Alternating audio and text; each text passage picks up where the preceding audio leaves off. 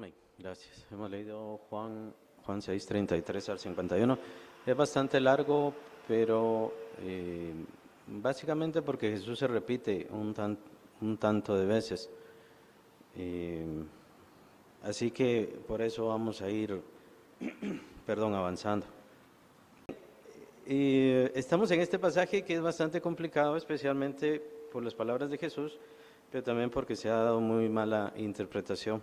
En el caso de la religión, ya lo hemos visto, la religión toma esto de forma literal, comer el cuerpo de Cristo y beber la sangre de Cristo. Y el Señor Jesús va a empezar a hacer estas reflexiones muy importantes y aparentemente bastante chocantes. Ya lo vamos a ir viendo, si nos da tiempo, porque sí son varias palabras, pero en realidad el Señor se repite varias veces: yo soy el pan, yo soy el pan, yo soy el pan, esos términos. Y entonces ya lo veníamos viendo desde la semana pasada, aclarando de que mucho de todo esto es simbólico, es una figura, y es una figura también de eventos. Es importante, el Señor Jesús está haciendo figuras sobre los eventos que van a venir, tanto que tienen que ver con Él, como, todo lo que tiene que ver con su persona, que es el que vamos a ver ahorita, y lo que va a pasar con Él, qué es lo que está haciendo, qué es lo que va a lograr. Entonces tenemos que entender que el Señor está hablando de forma en figura o alegórica, lo vimos la semana pasada, por lo tanto no podemos tomar estos pasajes como un literal comer la carne de Cristo o el cuerpo de Cristo y beber su sangre. Tenemos el versículo 33, sí lo vimos la semana pasada, pero quería aclararlo, en donde vemos esta frase, dice versículo 33, Juan 6, 33, porque el pan de Dios es aquel que descendió del cielo y da vida al mundo. Y entonces aquí me llama la atención esta frase, descendió del cielo. Vean que Jesús está tomando la figura, recordemos que es la figura del maná. Ellos le hablaron del maná a Jesús. ¿Qué señal haces tú?, le dicen a Jesús, para que nosotros creamos en ti. Nuestros padres comieron el maná, como está escrito, pan del cielo les dio a comer. Y entonces Jesús empieza a hacer la reflexión, no es el verdadero pan del cielo que comieron sus padres. Esta fue una provisión, pero en realidad es una figura. Entonces Jesús empieza a hablar de la figura. Y por eso es que dice, el pan de Dios, el verdadero pan de Dios, es aquel que desciende del cielo y da vida al mundo. Y simplemente con esa frase, con ese término, descendió del cielo, les pregunto, ¿qué piensan que quiere decir? ¿Qué les hace pensar? Descendió del cielo. ¿Qué referencia o a qué se refiere aquí Jesús en esto? Más adelante vemos que ellos dicen, pero si te vimos y crecimos contigo y todo lo demás, ¿cómo dices tú que has descendido del cielo? Entonces, ¿cuál es esa referencia de descendió del cielo, el pan que descendió del cielo? Y Jesús hablaba de sí mismo. ¿Cuál es esa referencia? Hablaba de sí mismo porque lo vemos en el versículo 38, solamente aclaremos eso. ¿Cuál es este pan celestial? ¿Cuál es este pan de vida eterna? Jesús. Versículo 35, Jesús les dijo, yo soy el pan de vida. Ahí está. Entonces, Jesús está hablando de sí mismo. Este pan, dice versículo 33, descendió del cielo. Entonces, ¿cuál es la referencia? Aunque a la gente de ahí, de ese momento, pareciera que viene a nublarles un poquito la mente. Esto lo vamos a ver más claramente, si no estoy mal, es en el capítulo 9, cuando veamos la curación del ciego de nacimiento. Cuando se da la curación del ciego de nacimiento, más adelante Jesús dice, yo he venido para que los que ven queden ciegos y los que no ven puedan ver. Entonces, tiene que ver con sus palabras, tiene que ver con su forma de hablar, tiene que ver con los religiosos. Y es bien importante ver esto porque también lo vamos a ver especialmente con respecto a la sangre. Es como si Jesús hablara en cierta forma chocante, sabiendo que ellos iban a distanciarse, iban a malentender. Cuando más adelante Jesús dice, lo que yo les hablo es espíritu, no es algo literal. Entonces, aquí vamos a ver otro ejemplo en este versículo 33. Jesús, ¿a qué se refiere? Porque Él es el pan vivo, ¿A qué se refiere Jesús con el pan descendió del cielo? Está haciendo una referencia directa a la Navidad. De eso está hablando. Recordemos, el apóstol Juan también le llama. El verbo se hizo carne, aunque es el logos en realidad. El logos se hizo carne, o el logos se encarnó. Y entonces, ¿qué hizo? Tabernaculizó. O nuestra traducción dice, habitó entre nosotros. Entonces, démonos cuenta que Jesús está haciendo una figura. Está tomando toda esta figura y con esto vemos la referencia directa. Jesús no dice, yo mágicamente vine del cielo, o sea, aparecí en una nube, la nube se abrió y entonces bajé, o alguna cuestión así, sino que Jesús está haciendo referencia directamente a su nacimiento que fue virginal, sobrenatural, especial, anunciado, señalado y demás cosas. Ya saben, ¿no? Estaba la estrella de Belén, estaba los pastores, estaba la multitud de ángeles, etcétera, etcétera. Entonces, ellos solamente estaban señalando, pero el evento glorioso es cuando el Verbo se hace carne, se hace como uno de nosotros. Entonces ya aquí estamos viendo otra señal. ¿Otra señal de qué? De que Jesús está haciendo un símbolo. Jesús está utilizando esto a modo de símbolo. No está diciendo, de verdad yo les voy a dejar mi carne para que se la coman y de verdad aquí está mi sangre para que se la beban. No está diciendo eso, Jesús está haciendo un símbolo. Porque aquí está utilizando el símbolo de este maná, de este milagro tan importante de Israel y dice, pero es que ese no es el verdadero maná, eso fue figura. El verdadero maná soy yo. ¿Por qué? Porque he descendido del cielo. Más adelante se confunden y es lo que podemos ver en los versículos 41 y 42, pero si nosotros le conocemos, nosotros lo entendemos, ¿cómo puede decir que vino del cielo, que descendió del cielo? Lo que pasa es que Jesús está hablando de su nacimiento, de ese momento de su nacimiento. ¿Ellos lo iban a entender? No, no lo iban a entender. Como menciono, María y José no andaban publicando por todos lados, mi hijo es especial, mi hijo es especial, mi hijo es especial. Incluso nos dice Lucas, se recuerdan, el evangelista dice que María guardaba todas estas cosas en su corazón, meditándolas. María no fue una predicadora, María no se puso a predicarle a todos. ¿Y qué hizo la gente? ¿Qué hizo la multitud? Empezaron a señalarlos. Para María y para José lo único que importaba era que ellos supieran de dónde vino su hijo. Jesús hizo referencia, en este caso, es una referencia directa a la Navidad. Es bien interesante esto, utilizando el símbolo del maná como pan que descendió del cielo. Él siendo pan, de la misma manera ha sido entregado por Dios. Llama la atención siempre, y esto va a ser un constante, mi Padre da. Porque el pan de Dios es aquel que descendió del cielo. El Padre es el que da el pan. Es el Padre Celestial el que ha entregado a su Hijo, el que ha dado a su Hijo. Esta es una referencia constante, siempre tomen en cuenta esto. Esto nos habla de la teología. La Trinidad no opera individual.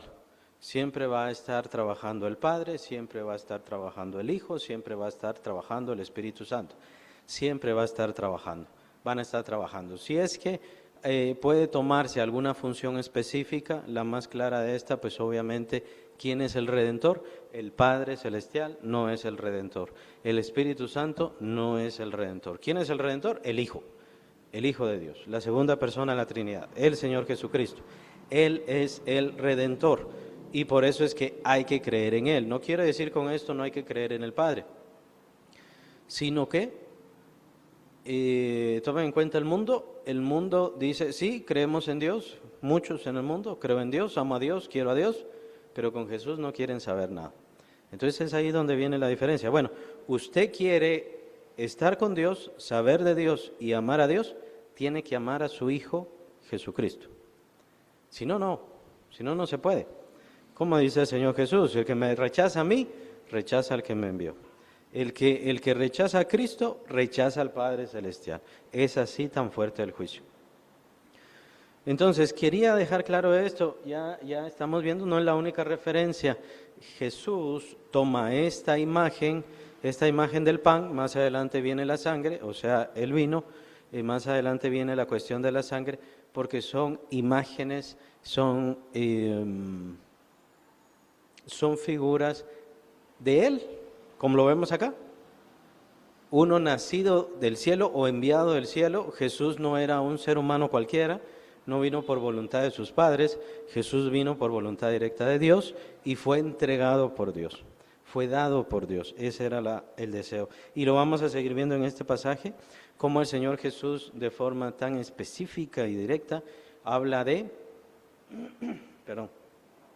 que Él no está en este mundo haciendo lo que Él quiere, Él está en este mundo haciendo la voluntad de Dios. Y esto lo tenemos que transportar hacia los creyentes. Ya vamos a ir viendo eso. Versículo 34, le dijeron, Señor, danos siempre este pan. Y entonces el Señor Jesús ya lo declara directamente, versículo 35. Jesús les dijo, yo soy el pan de vida. El que a mí viene nunca tendrá hambre, y el que en mí cree no tendrá sed jamás. Bueno, el hambre y la sed. Versículo 35. Aquí el Señor Jesús nos hace otra referencia. Puede ser que encuentren más referencias ustedes. Yo encontré algunas cuantas. Entonces, ¿Jesús a qué se refiere aquí? Con el hambre y con la sed. Sabemos que Jesús, y obviamente hay que concluirlo, Jesús no viene a satisfacer una necesidad física. Jesús no está satisfaciendo una necesidad física. Es decir, Jesús no nos va a quitar el hambre de comida para siempre. Aunque aquí hace esa alusión, nunca tendrá hambre. Bueno, pero entonces hay que entenderlo. ¿Por qué? Porque tenemos a Cristo, pero ya seguimos teniendo hambre, es decir, seguimos necesitando comida y seguimos necesitando agua. Entonces no está hablando de algo físico. Otra vez, ahí ya entendemos y empezamos a concluir, Jesús no está hablando de forma física, no está hablando de un pan literal y no está hablando de una sangre literal o del vino que literalmente sea sangre. No está hablando de eso. Entonces, ¿a qué se refiere Jesús acá con hambre y sed? Ya sabiendo que no es algo físico. Ahora, yo mencioné lo de la justicia por cuestión de la bienaventuranza, pero si no nos quedamos simplemente con lo que dice aquí Cristo. Sí tiene que ver la justicia, ¿por qué? Porque el hombre no es justo. A causa de que no es justo, por eso es que hace maldades y nunca puede tener una relación con Dios. Y nunca puede. Capítulo 3 de Romanos dice el apóstol Pablo, ni aun haciendo todas las obras de la ley el hombre podrá ser justo delante de Dios. Entonces, por las obras de la ley el hombre nunca podrá encontrar la justicia. ¿Por qué? Porque el hombre no tiene justicia en sí mismo. Entonces, puede intentar hacer justicia o puede intentar seguir una ley justa, pero él no es justo. Y lo dice Pablo, yo he sido vendido al pecado, yo soy malo. Entonces, el mandamiento es justo, pero yo he sido vendido al pecado. Yo no soy justo. Entonces, por eso es que yo no puedo tener esa justicia. Muy pocos tienen esto, ¿no? Es decir, muy pocos tienen esa necesidad. Por eso dice Jesús, bienaventurados los que tienen hambre y sed de justicia, porque la gran mayoría no tiene hambre y sed de justicia. Tienen hambre y sed de hacer lo malo, de ganancias, de placeres, en lo que se van al infierno. Pero Cristo viene a satisfacer la verdadera necesidad, que es a causa del pecado. A causa del pecado el hombre no tiene relación con Dios, a causa del pecado el hombre sigue haciendo lo malo, a causa del pecado el hombre, aunque intente hacer el bien, nunca lo va a lograr. Esa es la necesidad del hombre, nunca logrará encontrarse con Dios. Por eso es que vemos a Abraham en el seno de Abraham, es decir, en el paraíso, no lo vemos en el cielo, él no está en el cielo, capítulo 16 de Lucas. David decía de forma profética, pues él era un profeta de Dios, de forma profética decía, cuando mi alma descienda al Sheol. David, siendo siervo de Dios, un hombre conforme al corazón de Dios, no podía llegar a la presencia de Dios. Entonces, sí entra la justicia en todo esto, solo que se vuelve un poquito más complejo, ¿no? Se vuelve un poco más complejo. Hasta que Jesús cumple toda justicia y satisface la justicia de Dios, es que el ser humano, quien quiera que haya sido, el ser humano puede llegar a la presencia de Dios. Es decir, es una de las consecuencias. Pero también nosotros vemos la consecuencia, que en Cristo Jesús tenemos ya justicia, ya estamos justificados. Capítulo 5 de Romanos dice Pablo, justificados pues por la fe tenemos paz para con Dios. Entonces tenemos paz y por eso es que tenemos una relación con Dios. Entonces, Jesús está hablando de todo esto, que tenga que ver con justicia, que tenga que ver con relación con Dios, la necesidad del hombre de dejar de hacer lo malo, dejar su vanidad, su egoísmo y todas estas cosas, ¿no? Celos, enojos, todo, envidias, todo lo que él tenga, pues la única forma es por medio de Cristo, porque Cristo es el que le da justicia. Cristo es el que se volvió pecado para que nosotros nos volviésemos justicia de Dios en él. Ahí estaríamos explicando, pero se vuelve más complejo por la cuestión de la bienaventuranza. Pero entonces esta hambre y sed de justicia no se refiere a una hambre literal, no se refiere a una sed literal. Jesús no viene a satisfacer nuestra carne. En dado caso, Jesús viene a sentenciar nuestra carne. Nuestra carne está sentenciada. Este cuerpo que nosotros tenemos tiene que morir. ¿Por qué? Porque el proceso es ese, así como pasó con Jesús. Jesús, primero, ¿qué pasó? Tiene que morir y entonces resucita.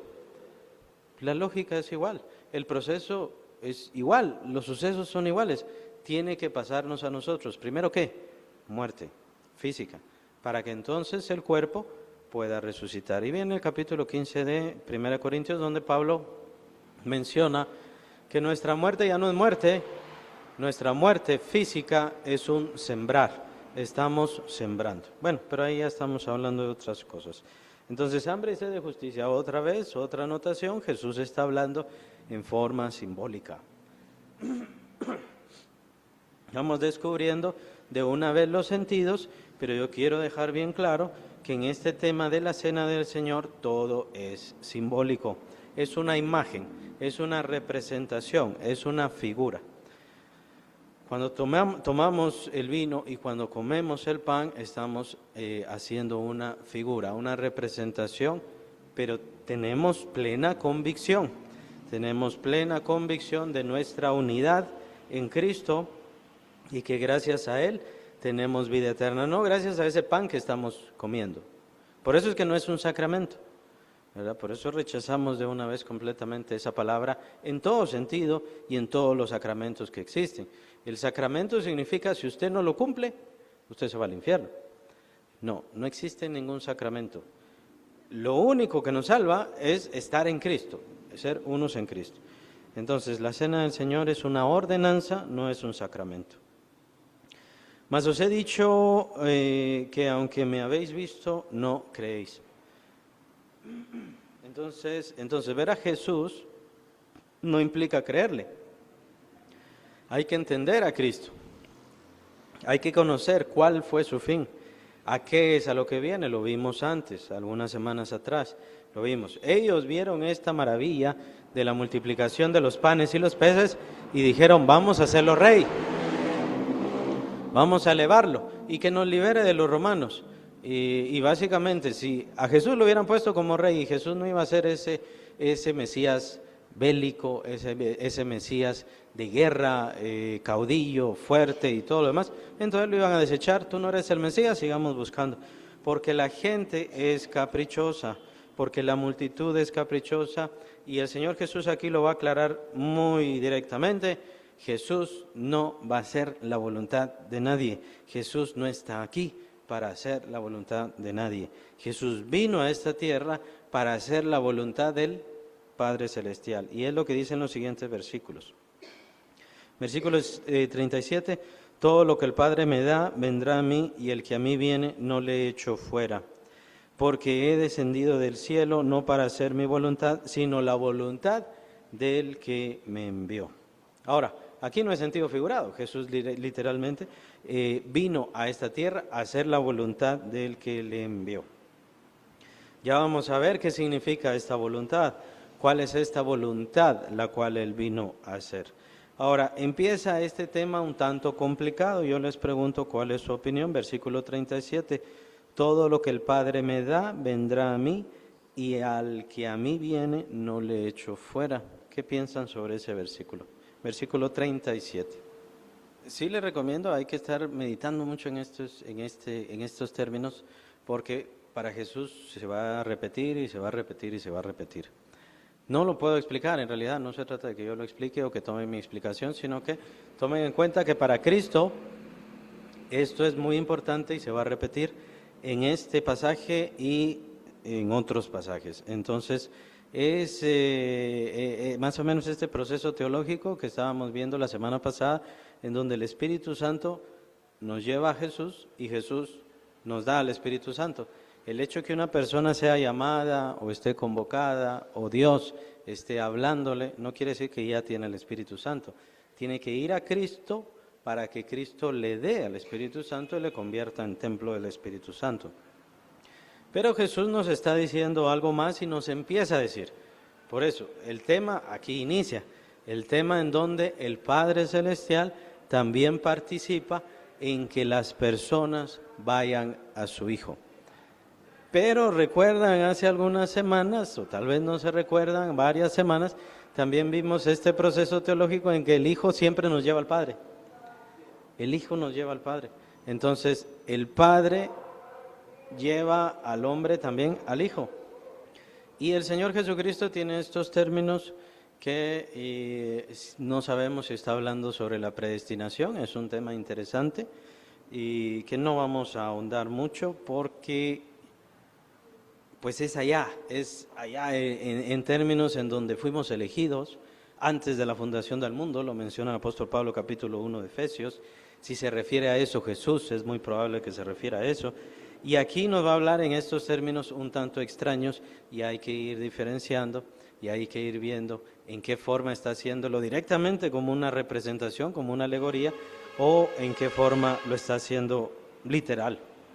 Entonces, tomemos en cuenta esto, el Padre, es la forma más sencilla de verlo, el Padre también participa en llevarnos a su Hijo. Es decir, esto sí es importante porque aquella persona que dice que cree en Dios, pero no cree en Jesús, no cree en Dios. Aquella persona que dice tener una relación con Dios, pero no cree en Jesús, no tiene ninguna relación con Dios, en ninguna forma. Entonces, siempre el Padre nos va a llevar al Hijo para que el Hijo nos lleve al Padre. No sé si les parece un poco confuso, pero ese es el proceso. Y el Padre también participa llevándonos a nosotros a su Hijo Jesucristo. Entonces, para tener una relación con el Padre Celestial, tenemos que ser llevados por el Padre Celestial para su Hijo Jesucristo. Ahora, puede ser que también sea una referencia directa a la ley, a la instrucción de valores.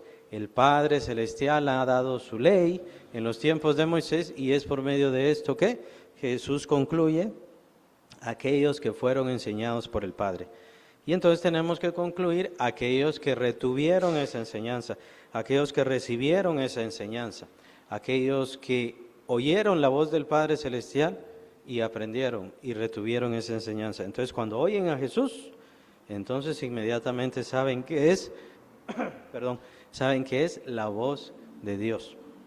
Entonces, ahí están estas referencias un tanto extrañas, tengamos cuidado de no espiritualizar mucho esto, o salirnos de ciertas, o a salirnos a ciertas interpretaciones un tanto extrañas. Es mejor verlo de la forma más sencilla.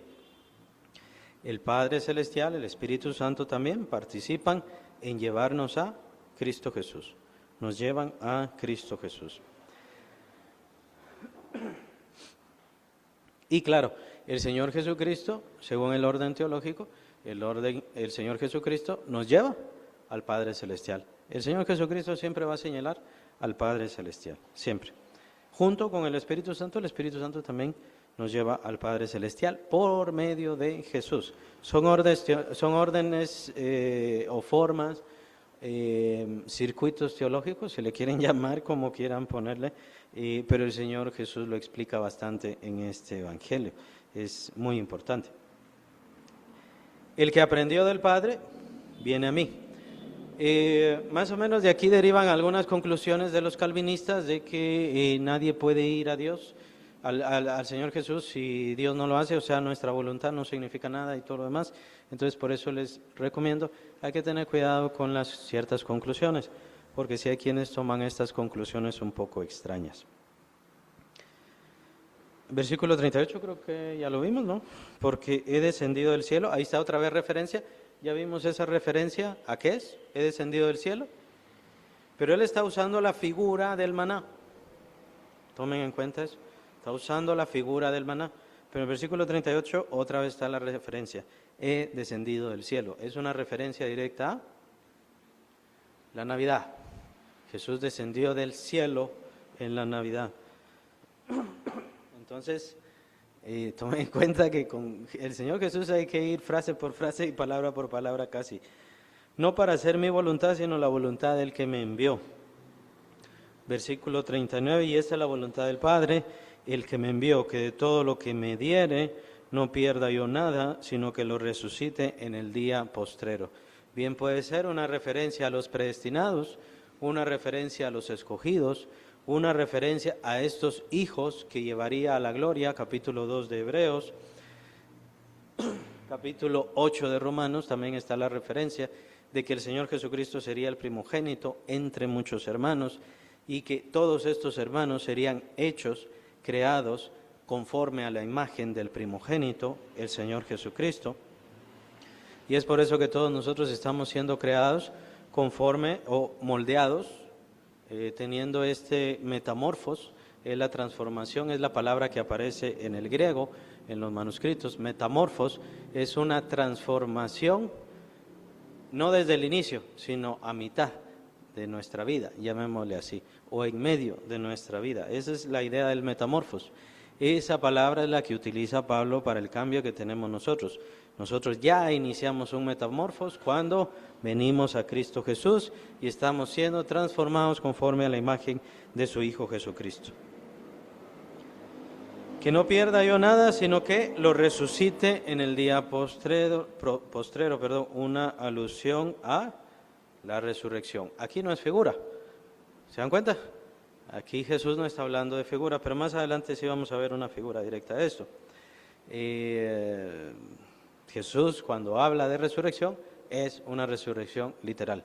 Cuando los apóstoles hablan de resurrección, es una resurrección literal. Acuérdense que ese fue el conflicto del capítulo 15 de 1 Corintios. En 1 Corintios, los hermanos corintios, había quienes decían, ya pasó la resurrección. Y había otros hermanos que decían, no va a haber resurrección, de una vez. Entonces, Pablo, el apóstol Pablo, tiene que escribir capítulo 15 de 1 Corintios para explicarles todo la cuestión de la resurrección. La resurrección de Jesús fue literal y nuestra resurrección es literal. Si nuestra resurrección no fuera literal, entonces Jesús tampoco resucitó. Y esas son palabras del apóstol Pablo, literalmente. Entonces, hay que ver en esta figura, Jesús sigue ahondando en la figura del maná, hay que ver en la figura porque hay figuras, representaciones y hay significados literales, hay que tener cuidado con eso. La resurrección que menciona aquí Jesús es literal, ya sabemos qué es, nos levantaremos a la final trompeta, cuando venga el Señor Jesucristo, capítulo 3 de Colosenses. Cuando Cristo en nuestra vida se manifieste, nosotros nos manifestaremos juntamente con Él en gloria. Entonces Él nos va a levantar. Versículo 40, y esta es la voluntad del que me envió, que todo aquel que ve al Hijo y cree en Él tenga vida eterna, y yo le resucitaré en el día postrero. Todo aquel que ve al Hijo y cree en Él. ¿Esto de ver será literal? Porque, por ejemplo, nosotros no hemos visto al Hijo. Ninguno de nosotros hemos visto al Hijo de Dios, pero creemos en Él. Entonces, ese ver, ¿cómo será ver? Porque hay un versículo, versículo 36, mas os he dicho que aunque me habéis visto, no creéis. Entonces, ver a Jesús físicamente no quiere decir que sí se va a creer en Jesús literalmente. Y no ver a Cristo no significa o no bloquea la fe en Él. Entonces ese ver, ¿qué quiere decir? Es otra forma figurada. No vamos a ver a Jesús literalmente. Yo necesito ver a Jesús para creer en Él. No, nunca va a pasar, ¿verdad? Eso no va a pasar. Y de hecho, Es mejor que no pase, porque si pasa, entonces tiene mucho compromiso y tiene muchas obligaciones. O sea, sería como un Pablo, pues que eso nunca va a pasar. Solo fue un Pablo nada más, solamente él fue el que vio al Señor Jesús, entonces no podemos exigirle eso a Cristo. Ver entonces es una forma figurada. Ver es a través de su cuerpo, ver es a través de su iglesia. Acuérdense que nosotros como iglesia somos literalmente el cuerpo de Jesús, Él es la cabeza. Nosotros somos el cuerpo de Cristo. Con esto, obviamente, tenemos que ir entendiendo los conceptos, no confundiéndonos. Entonces, el que me ve a mí, ve a Jesús, no. Yo soy un reflejo de Cristo. Cada uno de nosotros somos un reflejo de Cristo y estamos siendo edificados como casa espiritual, lo menciona el apóstol Pedro. ¿Qué significa eso de casa espiritual? Significa que yo estoy siendo transformado, lo menciona Pablo capítulo 8 de Romanos, estoy siendo transformado a la semejanza de Cristo para reflejar a Cristo. Entonces, ese es el ver. Ver a Cristo es ver su cuerpo en esta tierra y eso es la iglesia. Ver la acción de la iglesia, el trabajo de la iglesia. Bueno, entonces versículo 41, es la gente la que habla, murmuraban entonces de él los judíos porque había dicho yo soy el pan que descendió del cielo y decían, ¿no es este Jesús el hijo de José cuyo padre y madre nosotros conocemos? Como pues dice, este del cielo he descendido. ¿Qué les da a entender eso dicho, eso que murmuraban las personas? Estaban confundidos, eso es lo que tenían, ellos estaban confundidos, porque estás diciendo que desciendes del cielo, que eres el pan vivo que descendió del cielo, ¿a qué te refieres? Nosotros entendemos la referencia, ¿por qué? Porque entendemos la vida de Jesús. Jesús no les estaba diciendo, yo descendí del cielo, sí, hace 33 años, en lo que después van a llamar Navidad y todo eso. No, ellos no lo entendían, ellos no lo sabían. Y ahora, lo que estoy señalando ahora es que Jesús sabía que se iban a confundir y Jesús les estaba hablando en una forma un tanto confusa y eso lo vamos a ver más adelante, especialmente porque ya después la referencia es que esto lo dijo en las sinagogas. Entonces ya en las sinagogas, ustedes ya saben, ahí están los fariseos, están los doctores de la ley. Entonces Jesús no estaba diciendo mentiras, pero muchas veces usaba alegorías y también habían cosas literales, como la resurrección. En este mismo pasaje lo vimos. ¿Cuál fue la consecuencia? Ellos se confundieron. Esperaban, como menciona usted, pues si dice descendió del cielo, tiene que venir una señal. Es que la señal ya se dio, la Navidad. Ahora, siempre veamos esta gran diferencia entre que ellos sí vieron a Jesús y vieron los milagros. Y aún así, no creyeron. Bueno, les quiero hacer la pregunta, ¿cómo es posible que ellos sí vieron a Jesús, vieron los milagros y no creyeron? ¿Qué les parece? Fíjense que es debido a esto que el Señor utiliza, y no es solo aquí, lo saca más adelante también, esto de que el que es enseñado por el Padre. Lo que les mencionaba, el versículo 37, todo lo que el Padre me da. Bueno, después empiezan las referencias, todos los que son enseñados por el Padre son los que vienen a mí. Como que hubiera un sentido más profundo para obedecer y para buscar al Señor. Algunos piensan, bueno, o puede concluirse, bueno, está hablando de la elección, o bueno, está hablando de la predestinación, pero como mencionaba, algunos entonces empiezan a desviarse por las cuestiones del calvinismo y estas cosas. Entonces, y solamente se los pongo, solamente se los dejo. Porque muchas veces también nosotros decimos, si yo hubiera vivido en los tiempos de Jesús y hubiera visto los milagros de Jesús. Sí, muchas veces decimos eso, pero no se trata de pensar en esa forma, no se trata de concluir en ninguna manera de esa manera. Yo si hubiera creído mejor que los discípulos, no. O sea, ellos fueron elegidos especialmente, aunque tenían muchas dudas, pero ellos fueron elegidos especialmente. Nosotros también somos elegidos porque cada creyente tiene que concluir y tiene que creer conforme a su convicción. Yo no les estoy diciendo quién es elegido, yo estoy diciendo que los creyentes somos elegidos por Dios y somos conocidos por Dios desde antes de la fundación del mundo, es lo que dice la base bíblica. Entonces, esa tiene que ser mi convicción personal. A eso se referirá el Señor Jesús con aprendió del Padre, fue instruido por el Padre, el Señor le enseñó, muy probablemente. Pero, por supuesto, después vienen otras conclusiones de que sí se cree, que no se cree, que no se puede creer, a no ser que sea por Dios, pero esas ya son conclusiones un tanto extrañas y es mejor no entrar ahí. Pero me llamó la atención esto porque Jesús hablándole a estas personas que vieron el milagro, no le creyeron, no le entendieron, no le conocieron. Nos damos cuenta, vean, todo lo que hemos recorrido, la mujer samaritana, ¿habrá entendido todo? ¿Habrá entendido todo lo que Cristo le hablaba? Yo te voy a dar un agua que si bebieres de esa agua nunca más tendrás sed. Y ella creyó. ¿Por qué? No sabía la doctrina, pero creyó en Jesús. Eso es el principio de fe. Entonces, qué interesante que aunque Jesús habla de cosas que en ese momento no se entendían y nadie las podía entender completamente y no se podían recibir, porque era hasta que viniera el Espíritu Santo, aún así la gente se dividía entre quienes creían en Jesús. Y es un dilema bastante grande porque lo vemos en este pasaje más adelante. La gente, discípulos de Jesús, se alejan de él porque les parece muy chocante, muy difícil. Hasta aquí vemos que las palabras de Jesús como que dieron confusión. Jesús no es un agente de confusión, Jesús no habla de forma confusa. Usa figuras para hacer más sencillo lo que va a hacer. ¿Quién es Él? ¿De qué se trata Él? ¿Cuál es su trabajo? ¿Cuál es su misión? Pero eso no quiere decir que Él confunda.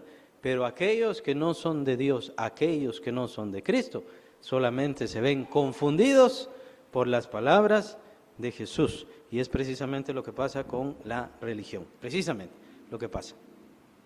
Jesús respondió y les dijo, no murmuréis entre vosotros. Versículo 44, ninguno puede venir a mí si el Padre que me envió no le trajere. Entonces, qué interesante, el Padre trae, no le trajere. Versículo 44 también. La Trinidad toda colabora. No vemos al Padre Celestial solamente ahí en su gloria, sino que también el Padre colabora, obviamente por medio del Espíritu Santo, bien podríamos decirlo. Si el Padre que me envió no le trajere, y yo le resucitaré en el día postrero, escrito está en los profetas y serán todos enseñados por Dios. Así que todo aquel que oyó al Padre y aprendió de Él, viene a mí.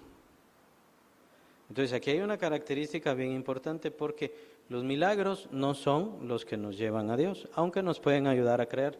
Las bendiciones no son las que nos llevan a Dios, a Cristo, aunque nos pueden ayudar a creer. Pero es que hemos aprendido del Padre, es una característica para el Señor Jesús bien interesante, muy importante. Porque si hemos aprendido del Padre, entonces vamos al Hijo, escuchamos al Hijo de Dios. ¿En qué momento es ese? Por eso les mencionaba, esto es parte de los misterios, pero para Jesús es bien interesante. Y sí tiene que ver con la explicación de esto. Bueno, en aquel entonces veían a Jesús y veían los milagros y no creyeron. Nosotros no vemos los milagros de Jesús y no vemos a Jesús, pero creemos. ¿Cuál sería la diferencia? La diferencia es que el Padre nos ha enseñado. Y aprendemos a escuchar, por así decirlo.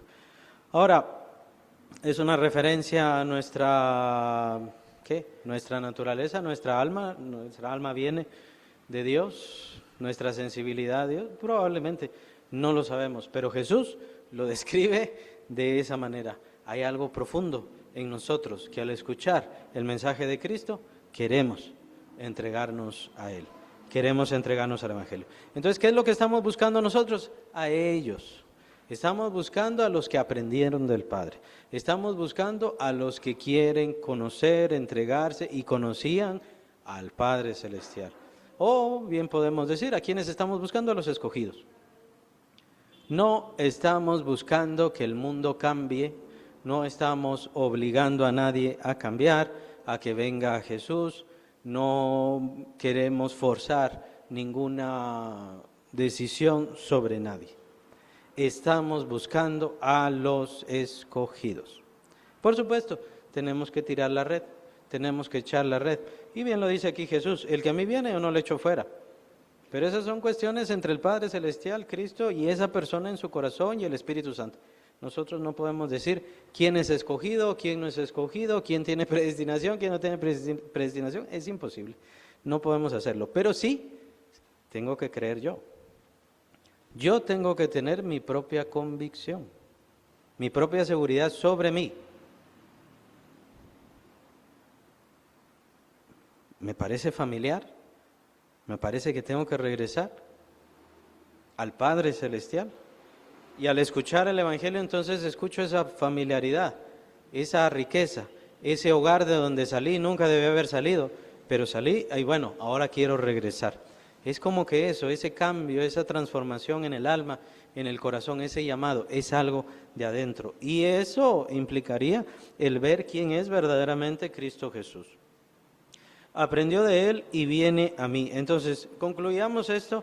Tiene que ver un tanto figurado, pero también puede ser la ley, puede ser la palabra de Dios, puede ser la enseñanza, puede ser nuestras conciencias y este tipo de cosas que han quedado, que han sido hechas por Dios en nosotros. Versículo 46. No que alguno haya visto al Padre, porque eso tenemos que saber claro. Nadie ha visto al Padre. Quien ha dado a conocer al Padre es siempre el Hijo de Dios. Entonces es mejor no tener conclusiones hacia una vida pasada, celestial, no podemos tener ninguna conclusión hacia todas estas cosas, sino que Jesús se refiere a lo que está en nuestro corazón, en nuestra mente y nuestro deseo de regresar al Padre Celestial. Cuando escuchamos la voz de Dios por medio del Evangelio, entonces queremos regresar al Hijo de Dios. Entonces no hay diferentes voces, solamente hay una y es el Evangelio del Señor Jesucristo. No que alguno haya visto al Padre, sino aquel que vino del Padre, de Dios, este ha visto al Padre. Versículo 47, de cierto os digo, el que cree en mí tiene vida eterna. Yo soy el pan de vida. Por eso les mencionaba, Jesús lo repite. Lo importante de ver en esto es que si Jesús lo está repitiendo es para que nos quede claro, Jesús es el que da vida, Jesús es el que trae la eternidad, Jesús es el que nos quita la muerte. Yo soy el pan de vida, ya lo vimos. De cierto os digo, el que cree en mí tiene vida eterna, versículo 47. Ahora el 49. Vuestros padres comieron el maná en el desierto y murieron. Este es el pan que desciende del cielo para que el que de él come no muera. Entonces aquí hay otra característica, otra señal. A ese no muera, versículo 50. ¿A qué se refiere Jesús? ¿Se refiere a un no morir literal? Ahí está. Entonces veamos que el pasaje, sí, en el pasaje de Jesús sigue hablando figuras, está hablando representaciones, no muera, pero físicamente va a morir. ¿Por qué físicamente vamos a morir? Específicamente ahora nosotros que tenemos a Cristo, ¿por qué vamos a morir físicamente? Específicamente nuestro cuerpo tiene que morir porque la glorificación, o sea, la esencia de Cristo no está en nuestro cuerpo. Está en nuestro espíritu, incluso podríamos decir el alma porque el alma está redimida, pero no está en nuestro cuerpo. Ni una de nuestras células, ni un hueso, nada, no tiene nada de la presencia de Jesús en nuestro cuerpo. Esto es porque el orden natural, como mencionaba, es primero la muerte, después la resurrección. Ya sabemos que ese es el orden. ¿Y por qué la muerte? Este cuerpo, no nosotros, este cuerpo tiene que morir. ¿Por qué? Porque la paga del pecado, capítulo 6, versículo 23 de Romanos, la paga del pecado es muerte. Este cuerpo tiene que morir porque en él está el pecado, que no ha sido transformado, ni lavado, ni nada, en el cuerpo. En nuestro cuerpo no hay consecuencia de transformación, pueden haber señales. Por eso, o sea, sí podemos pedir sanidades, rogarle al Señor por sanidad y todo lo demás, son señales, no es transformación. Primero tiene que venir la muerte porque este cuerpo tiene el pecado y entonces tiene que morir y después viene la resurrección. Ese es el orden. He aquí os digo un misterio, dice el apóstol Pablo, no todos dormiremos, pero todos seremos transformados. El misterio es que van a haber algunos que van a recibir la transformación sin morir, porque tienen que morir, tenemos que morir, físicamente tenemos que morir. ¿Ya? Entonces, ¿a qué se refiere Jesús con no verá muerte? O no muera. Es algo figurado, ¿no? Pero las figuras y las palabras de Jesús son bien interesantes. Quien muere físicamente en realidad no muere porque está en Cristo Jesús. Y sus obras siguen con Él. ¿Se acuerdan ese pasaje? Por eso estos pasajes son bien importantes, porque la Biblia nos enseña claramente que cuando morimos nosotros seguimos siendo nosotros. Obviamente en otro estado, en otra situación, en otra atmósfera, lo que sea, pero incluso puede ser que en otro cuerpo, pero no nos vamos a meter en eso. Pero es muy interesante entender que si estoy en Cristo yo ya no muero.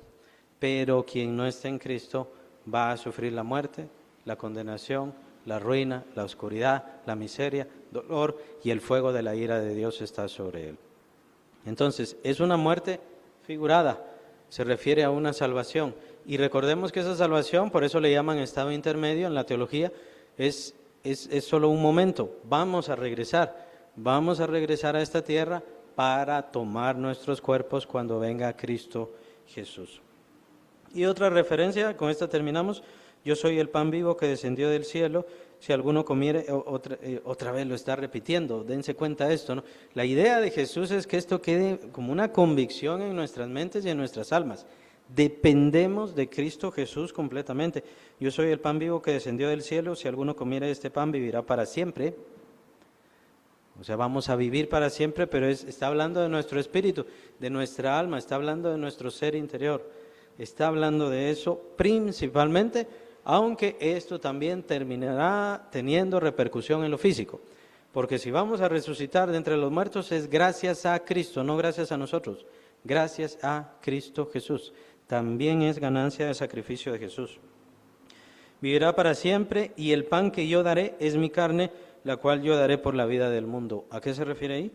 Y el pan que yo daré es mi carne, la cual yo daré por la vida del mundo. Versículo 51. El pan que yo daré es mi carne, mi cuerpo. ¿A qué se refiere? Hermano, ¿me dice? A la muerte de Jesús, o sea, la cruz. Importantísima referencia, la cruz de Cristo. Ahí está, en la imagen, el pan que yo daré. El pan tiene que darse, el pan tiene que proveerse. ¿Y cómo se va a dar? Jesús hace su referencia directa, tomando la imagen, es precisamente con la cruz de Cristo, es de eso de lo que está hablando. Y entonces, nuevamente, está hablando en forma simbólica, está dando imágenes. Algunas cosas son literales, es cierto, y hay que revisarlas, hay que estudiarlas, hay que entenderlas conforme a la doctrina bíblica, pero aquí Jesús está hablando en forma simbólica. Y esto tiene un sentido muy importante, pero ya no tenemos tiempo. ¿No tienen preguntas breves o comentario breve? Es probable, pero al ir leyendo la Biblia, pues uno tiene que irse dando cuenta. Yo entendí, eso fue una explicación de un libro hace varios años, en donde sí tenemos una mente muy diferente al Israel antiguo y a ese Israel o los judíos del tiempo de Jesús. Incluso supuestamente todavía continúan, pero ya no les tomamos en cuenta para estos tiempos. Es decir, nosotros queremos todo explicado, que nos expliquen todo, que nos den todos los puntos. Esa es nuestra mente, ¿verdad? En cambio, para entender la Biblia hay que comprender la forma como hace Dios las cosas. Y lo que hace Dios y lo que hace Jesús de una forma un poco más fuerte es tomar todo el conocimiento y lo encierra en algo pequeño, ¿verdad? Entonces ahí vemos una gran diferencia. Nosotros en cuanto a Cristo, pues no vamos a ver una gran exposición, una gran extensión de algo, sino que Jesús lo que está haciendo es encerrarlo. Solamente vean acá, Jesús habla de Él como el maná, es lo que está hablando, pero ya vemos, encierra la crucifixión, encierra la Navidad, encierra la necesidad del hombre, encierra la teología, lo que hace el Padre, el trabajo del Padre, el trabajo del Hijo, en esa, llamémosle así, en esa cajita, pues. Entonces, ese es el pensamiento israelita, ese es el pensamiento de Dios, ese es el pensamiento bíblico. Y me refiero a israelita porque eran los tiempos de allá y ellos aprendieron la forma de ver de Dios, o sea, así era como lo hacía Dios. Nosotros entonces, ¿qué debemos hacer? Pues enfocarnos en esto, saber que Jesús habla a un breve, pero en ese breve hay mucha información.